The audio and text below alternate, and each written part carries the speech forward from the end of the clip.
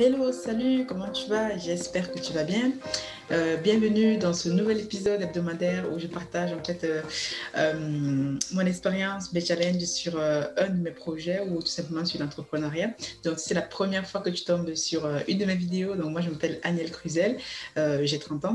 Je suis ingénieur logiciel et entrepreneur depuis à peu près un an. Et donc, moi, toutes les semaines, ce que je fais, sur ma chaîne YouTube, je partage mes expériences, mes challenges, parce que je pense que ça peut vraiment aider d'autres personnes justement qui rencontrent ces mêmes problématiques-là. Donc aujourd'hui, on va parler d'un sujet qui me passionne aussi, d'un de mes projets, et donc c'est comment investir lorsqu'on est à distance. Par exemple, moi, j'ai déjà présenté, pour ceux qui me suivent un peu, les projets que je suis en train de faire en Afrique, au Cameroun, plus exactement, donc un projet dans l'agriculture, l'élevage de poissons, de poulets, etc.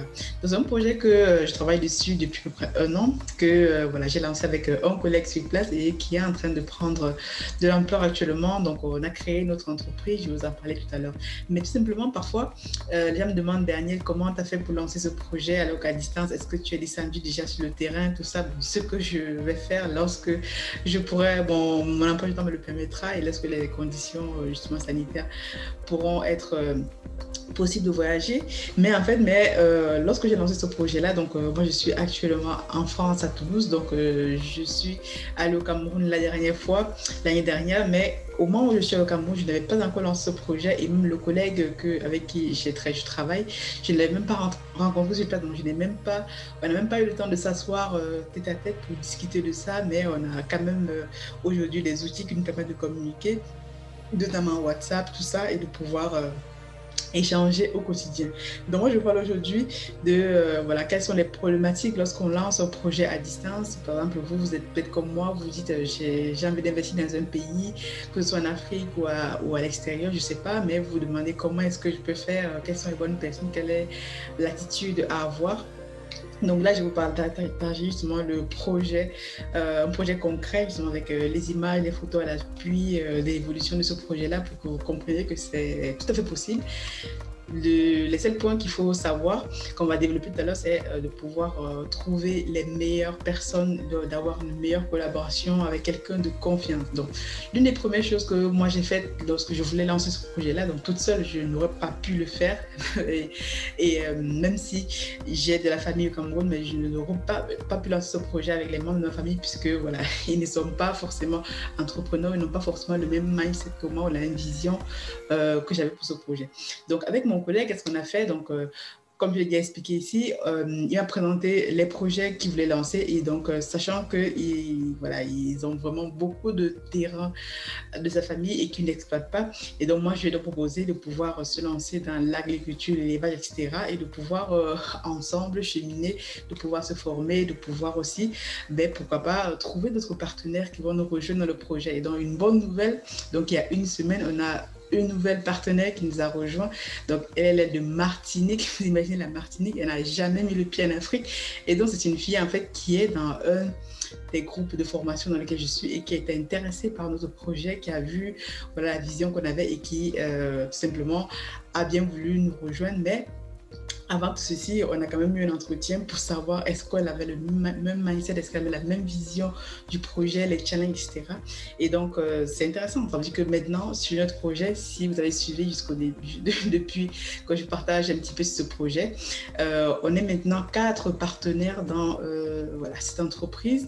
Et je vais vous présenter tout à l'heure voilà, les images et tout, l'avancement du projet, parce que je pense vraiment que la vision de ce qu'on a de cette entreprise, donc, qui s'appelle Africa Food Industries. Donc, notre vision, c'est vraiment d'inonder le marché déjà sur place Cameroun avec de la nourriture de très, très bonne qualité, des produits transformés sur place, produits sur place dans les conditions, les normes qui respectent en fait voilà, les normes internationales et d'avoir une traçabilité de nos produits et aussi de pouvoir exporter. Par exemple, pour ce qui est des poissons, on se rend compte qu'aujourd'hui, si vous êtes en Europe, vous mangez par exemple des poissons, parfois des carpes qui sont vendus par les Chinois chinois.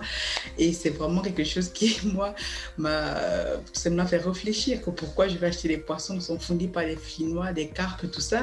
Plein d'Africains achètent ça ici. Et je me suis dit, donc, il est possible, nous aussi, de pouvoir produire sur place, de pouvoir aussi exporter ici. Donc, actuellement, moi, ma vision du projet, c'est pouvoir se mettre ensemble parce que je pense que ce qui nous manque souvent, c'est de pouvoir trouver des collaborations, nous mettre ensemble, si je parle de mon cas des Africains, pour pouvoir bâtir un projet qui va prendre de l'ampleur. Donc, actuellement, je suis très contente. On est maintenant 4 dans le projet, donc moi-même, mon collègue qui est au Cameroun, l'un de nos collègues qui est, lui, en Italie et l'autre dernière collègue qui nous a rejoint dans le projet qui, elle, est à Martinique. Donc, vous voyez vraiment 3 continents distincts dans un même projet pour une même vision. Et c'est vraiment ça, moi, qui m'intéresse le plus, qui me fait vraiment se dire. Donc, on est sur la bonne voie. Donc, pour revenir pour comment lancer son projet, lorsqu'on n'est pas sur place, lorsqu'on, par exemple, vous dites, je veux lancer dans l'agriculture ou même autre chose, je pense que c'est sur le même principe. Donc, moi, la première chose que j'ai fait avec mon collègue, c'est quelqu'un qui, au Cameroun, là-bas, que je fais entièrement confiance parce que bon, c'est un ancien camarade de classe, on a fréquenté ensemble, moi j'étais encore au Cameroun, collège et tout, donc il connaît ma famille, je le connais, etc. Donc on se fait vraiment confiance et c'est vraiment je peux dire aujourd'hui, l'une des seules personnes avec qui je peux faire un projet pareil. Au Cameroun, ça veut dire que lui, il est sur place, il met le projet à bien, il est tous les jours sur le terrain, il nous rencontre. Mais comment cela a pu être possible? Parce qu'on a tout simplement établi une relation de confiance, de gagnant-gagnant. Donc, lorsqu'on a créé notre entreprise déjà, qui existe déjà au Cameroun, l'établissement, qui s'appelle donc Africa Food Industries. Donc, au départ, comme on n'était que 3, donc on a vraiment pris 3 parts bien égales. Donc, il a une part de l'entreprise, j'ai une part, notre collègue a une part. Et donc, même si c'est lui qui fournit les terrains, donc nous, on fournit les financements, on a aussi en collaboration, on échange toutes les semaines sur la vision qu'on veut avoir du projet, l'avancement, etc. C'est vraiment quelque chose comme un brainstorming, donc chacun donne ses idées et à la fin on décide tous ensemble de ce qu'on veut faire. Donc c'est vraiment un environnement qui m'intéresse énormément et lui aussi qui fait comprendre que donc il a aussi tout intérêt à être dans notre projet, à qu'on travaille ensemble pour que ça puisse réussir parce que bon, si on échoue ensemble. Si on réussit, eh bien, on réussit donc ensemble. Donc, c'est déjà créer les conditions d'une confiance et créer les conditions aussi d'un intérêt. Ça veut dire que cette personne-là a un intérêt à pouvoir bosser dans le projet, à pouvoir s'impliquer. Donc, parfois, vous allez voir les vidéos que je vous montre généralement. Ce sont les vidéos que lui, il fait et qu'il nous envoie. Et donc, parfois, il faut qu'il cherche des personnes, il faut qu'il fasse ça. Et c'est vraiment très intéressant d'avoir quelqu'un qui est super dévoué. Et même sa famille est super dévouée pour nous accompagner, ses parents et tout ça, pour nous accompagner dans le projet, pour nous aider. Et donc, c'est vraiment intéressant. Donc, deuxième chose, donc après la confiance, c'est de trouver la bonne équipe, pour avoir la bonne équipe sur place, la bonne équipe des personnes déjà qui vont encadrer le projet. Donc, comme je disais, moi j'aime bien les collaborations, c'est-à-dire des personnes de différents horizons qui vont apporter chacune leurs idées. Donc, mon collègue qui est donc en Italie, lui, c'est aussi un entrepreneur qui a eu à faire plein d'entreprises, tout ça, qui se connaît un petit peu, qui a déjà une grosse expérience d'entrepreneuriat, donc il nous apporte des idées aussi qu'on ne veut peut-être pas penser, une autre vision du projet. Donc là, le projet a même pris une dimension internationale, justement par rapport aux idées qu'il nous a apportées et qui nous a fait plus réfléchir et aussi au financement. Donc, si vous êtes tout seul, parfois, donc vous êtes limité dans les financements, mais si vous êtes ensemble et que chacun met sa petite contribution, et bien votre projet peut vraiment prendre une grosse, voilà, un gros impact. Donc, c'est ce qu'on fait. Et donc, justement, avec l'arrivée de notre 4e partenaire, ça va encore être une autre dimension parce qu'on va, justement, ce qu'on est en train de faire. Donc, on travaille sur nos logos, etc. Donc, si vous avez des idées de logos, donc Africa Food Industries, donc notre vision, c'est quoi? C'est d'avoir des produits locaux, commercialisés dans les normes qui respectent les normes internationales, un produit sain, bio, qui est produit. Et aussi, des choses qu'on va rajouter, c'est de pouvoir reverser 5% de nos bénéfices à une entité médicale sur place, parce que vous savez très bien qu'en Afrique, la santé, c'est vraiment quelque chose de difficile.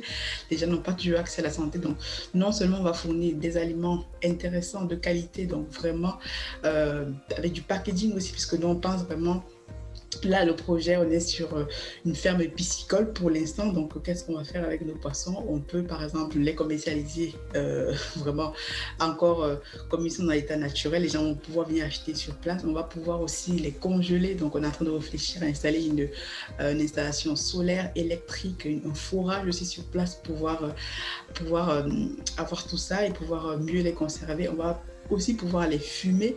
Donc, on va pouvoir aussi trouver d'autres idées, comment transformer, par exemple, ces poissons-là en sardines, je sais pas moi, en boîte, en conserve, par exemple. Donc, si vous tombez cette vidéo et que vous avez des idées, que vous-même vous connaissez des personnes qui l'ont déjà fait sur place, donc moi, je suis preneuse, vous me dites dans les commentaires comment est-ce que vous pensez qu'on peut faire ça, on peut collaborer justement. Et ça, c'est pour ça. Et donc, ces produits-là vont vraiment être commercialisés, packaging qui respecte toutes les normes et quelque chose de joli qui puisse aussi, quand vous mangez un poisson ici, que ce soit en Europe ou en Afrique, vous pouvez aussi voir que ce poisson, il y a eu du travail derrière, de la rigueur et de la traçabilité. Donc là, voilà, je vais vous montrer.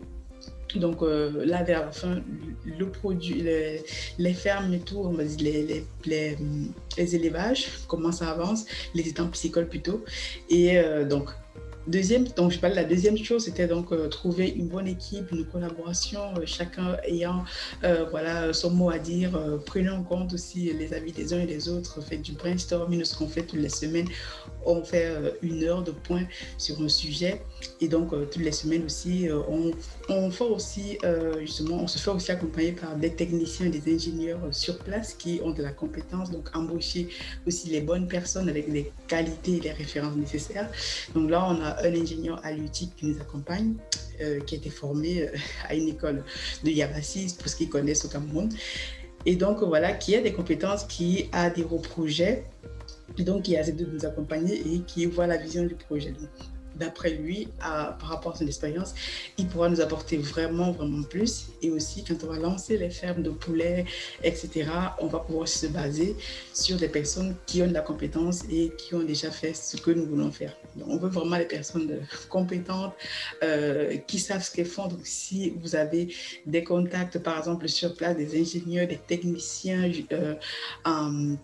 un élevage de poulets en agriculture. Donc, actuellement, on est en train de réfléchir pour planter. On a un espace de terrain dans lequel on voudrait lancer nos fermes d'élevage de poulets. Pour l'instant, le projet, on cherche encore la bonne équipe. Donc, en attendant, on va planter du maïs, mais aussi, par exemple, du tournesol. Du coup, c'est une idée de nos collègues qui est en Italie, qui a proposé du tournesol. Vous savez, le tournesol, c'est une plante, en fait, ici en Europe, partout, on la plante, on peut faire de l'huile avec, d'autres produits dérivés.